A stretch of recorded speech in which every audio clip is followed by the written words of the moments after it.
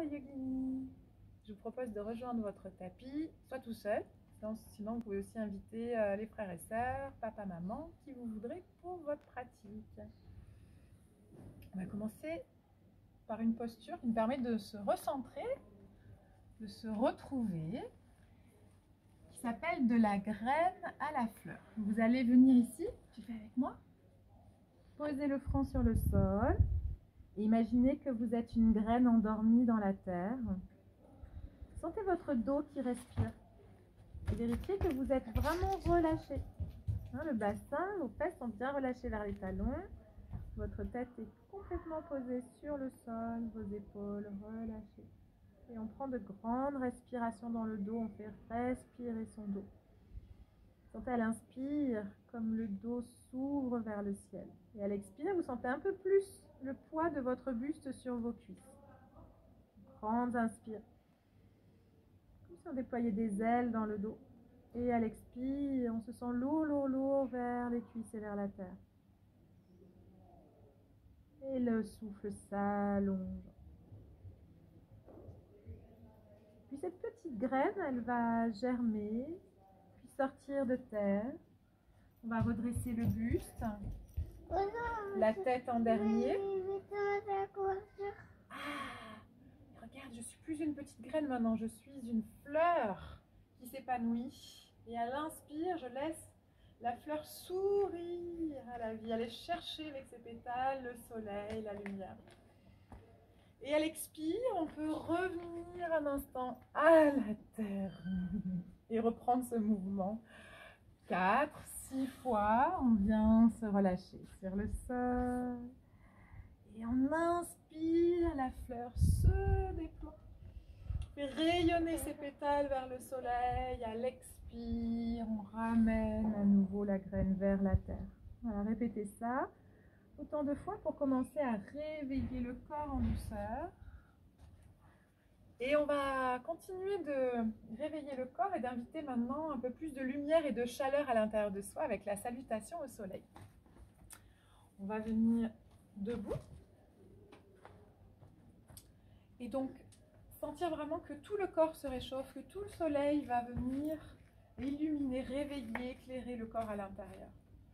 Vous allez ramener les mains jointes devant votre cœur et faire grandir à l'inspire le soleil. À l'expire, on déploie les rayons et on relâche le buste. Puis on inspire, on va soulever le dos un petit peu. On regarde vers l'avant. Puis on expire, on va amener la jambe gauche derrière, on pose le genou au sol. Puis on inspire, on monte les bras. On expire, on ramène les mains au sol. Et là, on va faire glisser le pied droit derrière pour le chien tête en bas. On l'avait vu dans la dernière vidéo. Et on va ensuite faire le cobra. C'est exactement ce que tu fais. Hop, on pose les genoux, on pose la poitrine. Et on va relever les épaules et la poitrine en pressant bien ici le bassin, les jambes dans le sol. On inspire grandement ici. Et à l'expire, on revient sur le sol. On se repousse. Oh. Et on va ramener le pied gauche devant. On pose le genou droit. On prend une grande inspiration vers le ciel. Et on expire, les mains au sol. On ramène le pied droit devant. Et on ouvre largement les bras en inspirant vers le ciel. Et on expire, on ramène les mains au cœur. Voilà, vous allez pouvoir répéter plusieurs fois toute cette série et sentir vraiment cette chaleur, ce soleil qui va grandir à l'intérieur de vous. Vous allez rester debout pour la prochaine posture. On va aller faire la posture du triangle.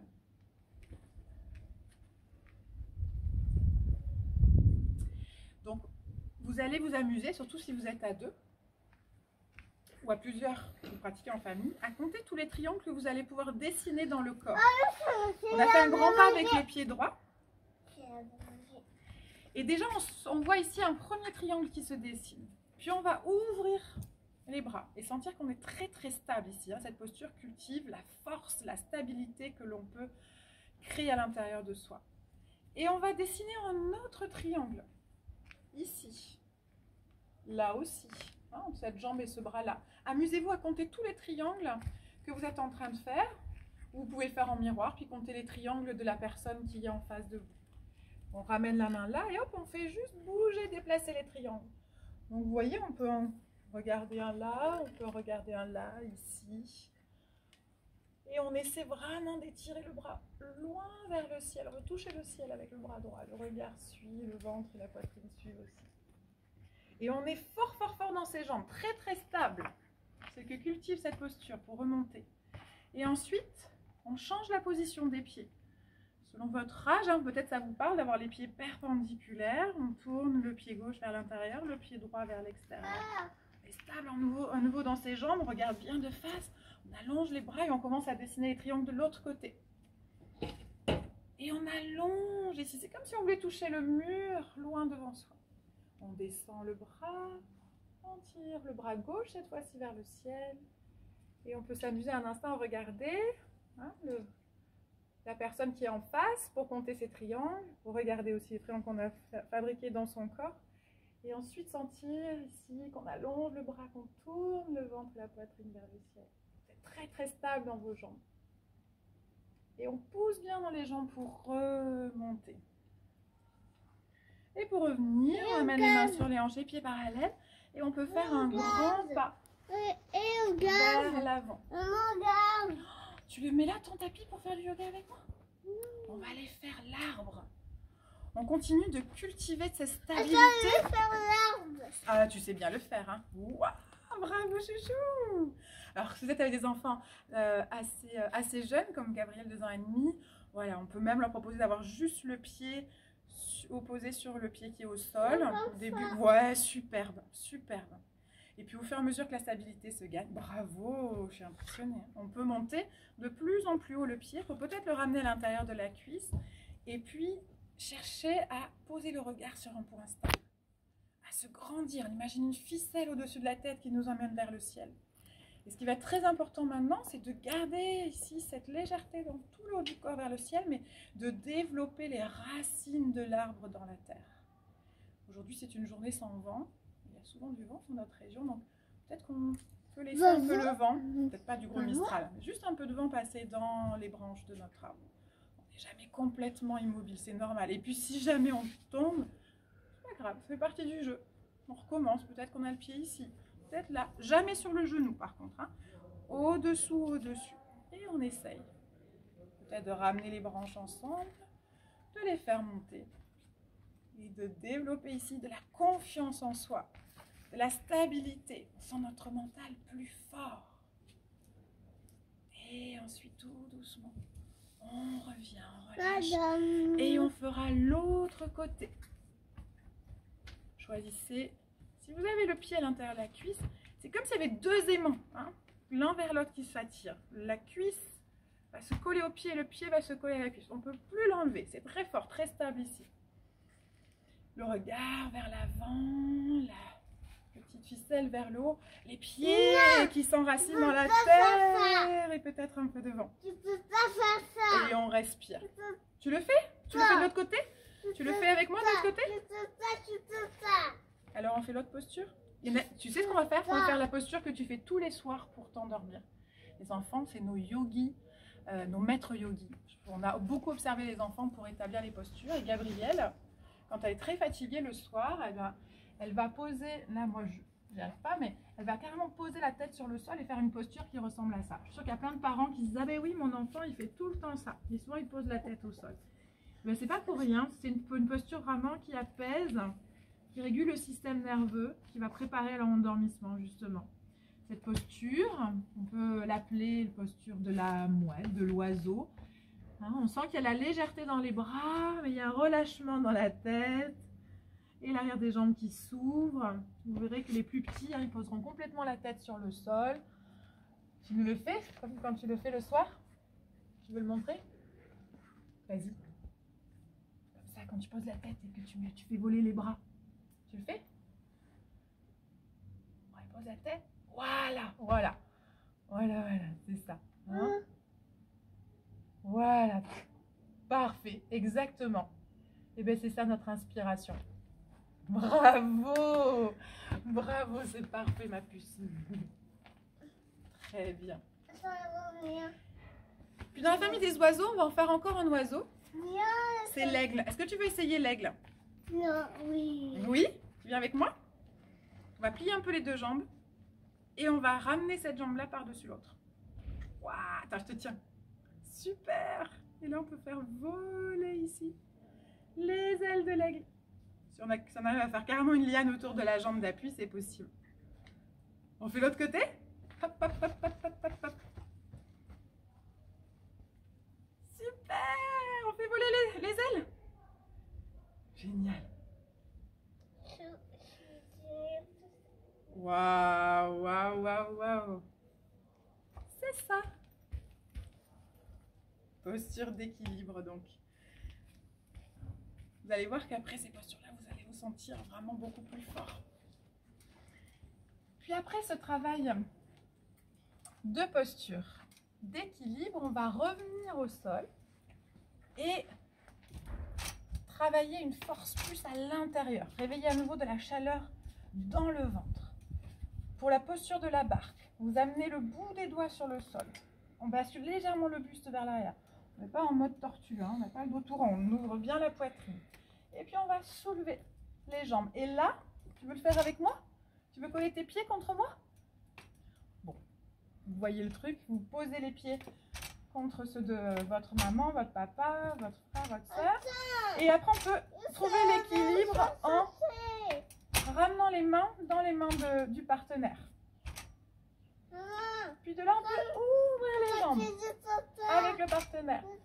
Puis poser les talons. Oui. Aïe, aïe, aïe, aïe. Je plie un peu. Voilà. Merci ma chérie. Vous êtes l'un en face de l'autre, avec les pieds en appui. Vous vous tenez les mains et on peut aller étirer tranquillement. On communique, hein, on demande si l'autre n'a pas trop mal à l'arrière du dos, à l'arrière des jambes pour aller soit vers l'avant. Dans ce cas-là, c'est moi qui m'étire. Puis si je tire tes bras, tu viens vers moi, c'est toi qui t'étires. Et tranquillement. On peut faire comme ça plusieurs fois.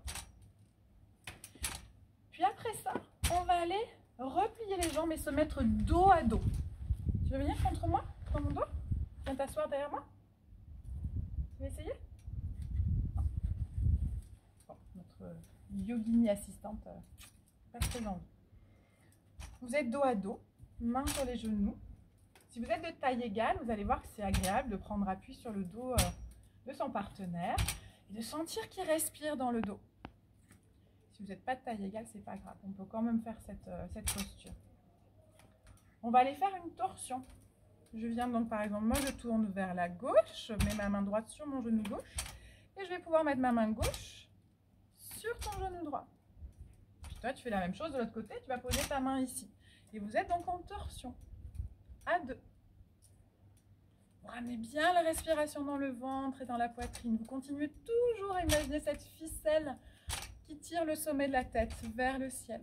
Sentez votre bassin bien lourd, bien stable dans le sol. Prends le temps de quelques respirations d'un côté, puis on ira faire la torsion de l'autre côté en prenant appui cette fois-ci. Là, prendre appui sur ton genou gauche. Et toi, pareil, sur mon genou gauche. Même chose de l'autre côté. Puis on revient. Et on va faire la respiration de la montagne. Donc vous trouvez une assise bien confortable. Vous pouvez glisser un petit coussin sous vos fesses. Tu veux le faire avec moi?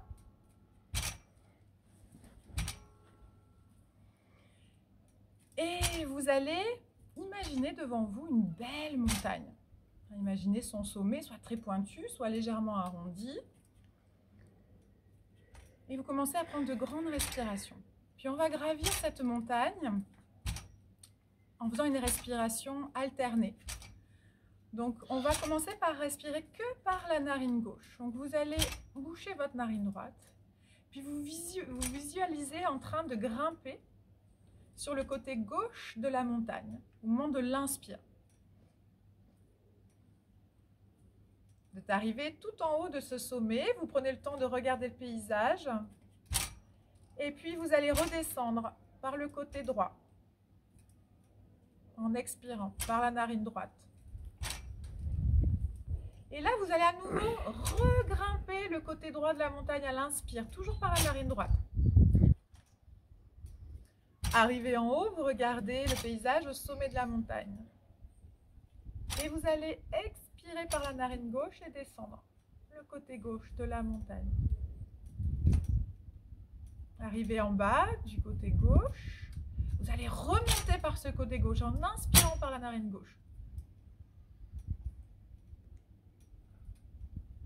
Observez ce beau paysage au sommet de la montagne. Et vous expirez par la narine droite. Vous descendez. Puis vous remontez par le côté droit en inspirant.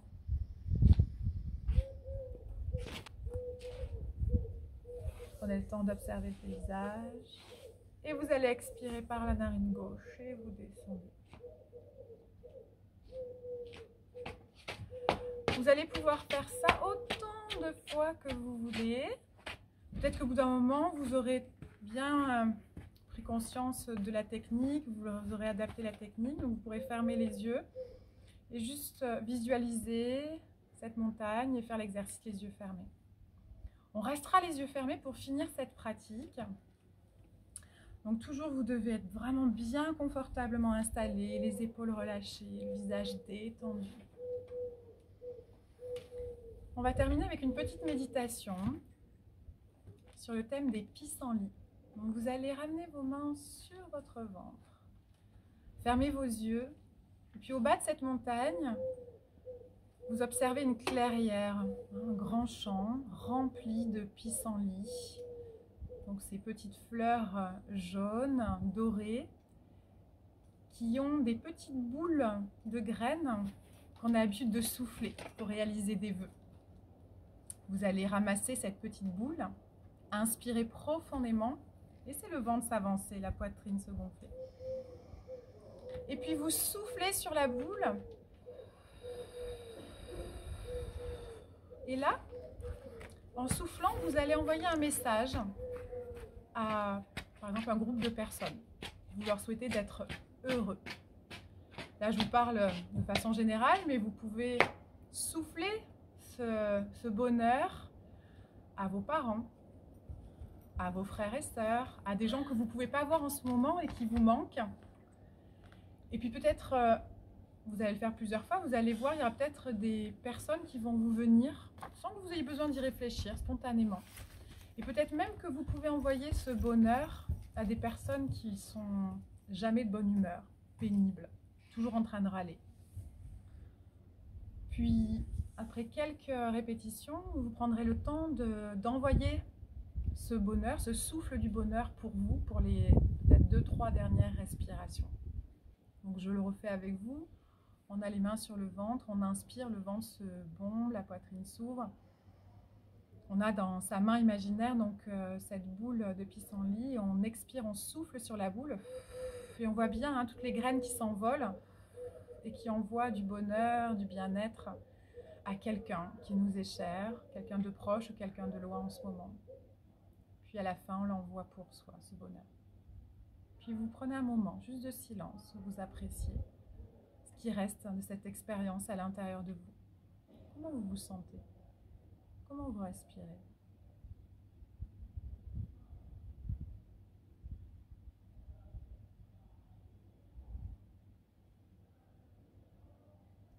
Et voilà.